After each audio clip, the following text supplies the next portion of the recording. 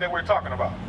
Just making sure y'all understand it. Curses, read, shall come upon thee, and shall pursue thee, and overtake thee. He said it's going to pursue you and chase you and overtake you. Read. Till thou be destroyed. How are we destroyed now? But let's keep reading. We're going to figure out how we destroy. Remember that point. Read. Because thou hearkenest not unto the voice of the Lord thy God, to keep his commandments. Because we didn't want to keep God's commandments. Read. And his statutes, which he commanded thee. And they shall be upon thee for a sign. What is they that he's talking about is going to be upon us for a sign? What was the subject matter? The curses. He said the curses is going to be upon you for a sign. How do I know I'm on 7 Mile and Hayes? It's a sign right there. How do I know that's a Sunoco gas station? It's a sign. But so the curses is upon us for a sign. Read. And for a wonder. And for a wonder, because we don't know who the hell we are. We wonder where we came from. We wonder our great-great-great-great-great-grandfather, who the hell is he? Right. Read. And upon thy seed forever. So he was talking to them over 4,000 years ago. But he said these are going to pursue you and overtake you and to be upon your seed forever. What is your seed, Al? Your children. It's going to be upon your kids. So we are the children of the prophets. We are the children of Israel. This is our true nationality being brought back to us. But why are we destroyed? Hosea 4:6. Why are we destroyed? Our people have no idea who we really are. We walk around thinking we okay. We in the lowest estate as a nation of people in America. Read. Hosea chapter 4 verse 6. My people are destroyed for a lack of knowledge. My people, which are the children of Israel. Give me, hold that, Exodus 3 and 10. Exodus 3 and 10, because we want to know who God's people is. Because God's speaking out of the book, he said, my people. Read. The book of Exodus, chapter 3, verse 10. Hey, bro, we out here teaching our people who they are according to the Bible, bro. You need to come hear some of this, bro. This that medicine, bro. Read. Come now, therefore, I will send thee unto Pharaoh, that thou mayest bring forth my people, the children of Israel. So who's God's people? The children of Israel. Now let's go back. Read. Hosea 4 and verse 6. My people are destroyed for a lack of knowledge. The Israelites are destroyed for a lack or a want of knowledge. Read. Because thou hast rejected knowledge, I will also reject thee. What is the knowledge that we rejected? Do y'all understand? Y'all understand the words that's coming out, right? Let me know if I'm going too fast, right? Because he said we are destroyed. Remember, he said he was going to destroy us because we didn't want to keep his commandments. He said, now my people are destroyed for a lack of knowledge. What want of knowledge should we be getting? Right? Let's see what the knowledge is, Al. Let's see what the knowledge is. What's your name again, my sister? Maya? Read this. Malachi chapter 2, verse 7. For the priest's lips should keep knowledge. So your pastor's lips, the pastor that's supposed to be all around the corners of Detroit, y'all see all these churches, he said the pastor's lips should keep knowledge. What is the knowledge? Read. And they should seek the law at his mouth. What's the knowledge, Clarice? What's the law? What's the knowledge, Al? Read it again. For the priest's lips should keep knowledge, and they should seek the law at his mouth. What's the knowledge? The what? The law is the knowledge of God. That's the knowledge that we don't have anymore. That's the knowledge why we destroy. God has turned his back literally on us because we won't do what he tells us to do. Read that. Hosea chapter 4 verse 6. My people are destroyed for lack of knowledge. Because they have rejected knowledge, I will also reject thee. How have God rejected us? Hey, what's your name, bro? What's your name? Stefan. How did God reject us, Stefan, Al, Maya? How did God reject us? You got that, Dr. T? Do y'all know? Let me tell you what he did, because back in these days, if you know anything about anybody came against the children of Israel, nobody wanted it because God fight for us. We didn't have to fight for ourselves. We didn't have to lift a finger. But let's see what God did now. Read. Hosea 5 and verse 15. I will go and return to my place till they acknowledge their offense. He said, God said, I'm going to turn my back on them and go back to where I came from until they acknowledge what they did. What did we do? Huh? You know what we did, Al? You know what we did, Maya? Do you know what we did? You said Stefan? What'd you say your name was again? Stefan? Did you know what we did to have God turn his back literally on us as a people? All right, Al, you needed to hear this. Hey, make sure y'all got to check out that flyer, Al. Do y'all know? We did not keep the commandments. That's why he turned his back. Read it again. I will go and return to my place till they acknowledge their offense. So let's use this for an example. If you have a job and you work and you get contracts from different companies, right? And you have these things that you have to uphold within this contract, correct? And if you break some of the stuff out of the contract, that's called a breach of contract. That's correct? So they have rights to terminate the whole contract. And usually an employer does do that, right? Now, this God's saying, once we acknowledge that we broke the contract with him, we acknowledge that offense of us breaking that law that he established with us, he will come back. That's how we get out of the condition that we in.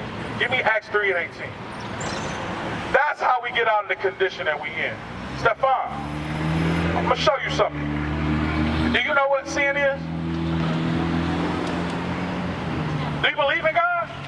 Okay, Clarice, check out that flyer. You do? Y'all have a church. You do believe in God? Do you believe in the Bible? Why is that? Because that's the same thing Clarice said. Hey, Clarice, before you go, I wanted to. You can't believe in your own language? Okay. Before you go, I wanted to acknowledge something, right? Because you said some of the things you don't believe in the Bible. Has everything that we read in the Bible, was it true? What did you come up and say about the Bible, though? You don't believe in everything in the Bible because our people have no idea of the words that's actually in the Bible. You don't understand it. Okay, Psalms 111 and 10. Let's show you how we understand the Bible. Because God remember when you was driving past, I was reading, our people are asleep. They need to wake the hell up. God has us in a state of sleep where we can't understand the Bible because we're not doing something. Read. The book of Psalms, chapter 111 and verse 10. The fear of the Lord is the beginning of wisdom. So that knowledge that we was looking for, that's the beginning in fearing God. Meaning his judgments that he would have happened to us if we went against his commandments, we fear that thing, right? Read. A good understanding. A what? A good understanding. A good understanding of this Bible, Clarice. Read. Have all they that do his commandments. You have to be doing the commandments of God in order to be able to understand the Bible, right? So before you go, Clarice, I know you're about to walk off. I want to give you 2 laws that you can keep on a daily basis. Give me that. Deuteronomy 22. Let me show you one. I'm going to show you one. And it's laws for women. It's laws for men. It's laws for us to love each other as neighbors. It's laws for us to build an actual nation. But until we incorporate those laws, we're always going to be separated. What's your name, bro? Javon and Stefan. Look, it's the rhythm in the name, right? But Stefan and Javon, they will hate each other as brothers or want to floss on each other as brothers until they learn the knowledge of God. Not saying that literally. I'm talking about all the Stefans of our people. I'm talking about all the Javons of our people, right? Read. Deuteronomy chapter 22 verse 5. The woman shall not wear that which pertaineth unto a man, neither shall a man put on a woman's garment. Did you understand that? So what is that talking about, Clary? Read it again. The woman shall not wear that which pertaineth unto a man, neither shall a man put on a woman's garment. So let me ask you this. The bottom part of that, it said, a man's should not wear a woman's garment. What's a woman's garment that a man shouldn't wear? Well, like what? A what? Dress. A dress. So read the top part. And a woman shouldn't wear what? A woman should not wear pants. Let's read it again. The woman shall not wear that which pertaineth unto a man, neither shall a man put on a woman's garment. For all that do so are abomination unto the Lord thy God. We are known as abominations in this earth today because we don't keep God's laws. The abomination is a detestable thing to God. So our women that walks around in pants are detestable to God. Why is that, sister? Do you know why that is? Because so if you loved your brother as you loved yourself, Javon, Stefan, would you want a sister to have y'all in lust if you know it goes against the commandments of the Bible? We can see all the sister curves when they wear pants, right? Is that not right, Siobhan? Women mainly when they put their pants on, they look at themselves like, okay, because it's still some type of appeal to it, right? So that's a sin that our people have no idea that we're breaking. But that what gives you the understanding of the Bible once you come out of those sins.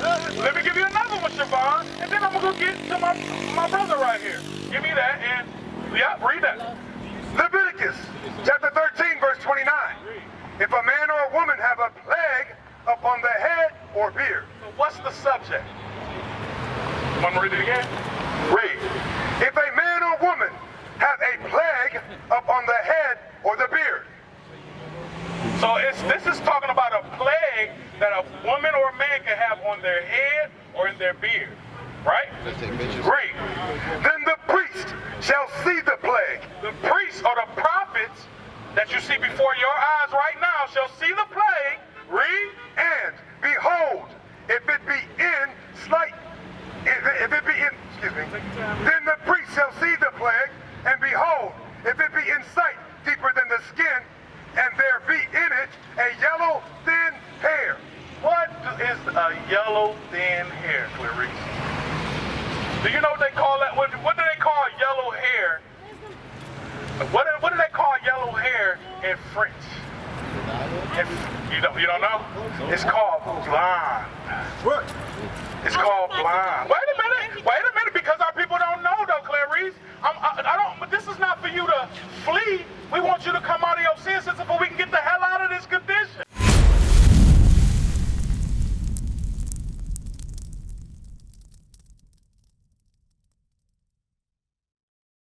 We used to scream black power while heroin was pushed. But at the end of the day, nothing's in vain. IUIC has been given a vision. The tents of Judah has risen. Many has attempted the mission. Minor murmuring, omitting, and missing the mark. Just reading that he had the flame of fire in his eyes gave us the spark. We on Paul's mission. We out on the road, purple and gold. From Mexico, Cuba, Haiti, Ghana, Sierra Leone. 144,000 boots banging, concrete crackling. These are our men repented at heart. The scriptures is proof. IUIC, we deliver the truth.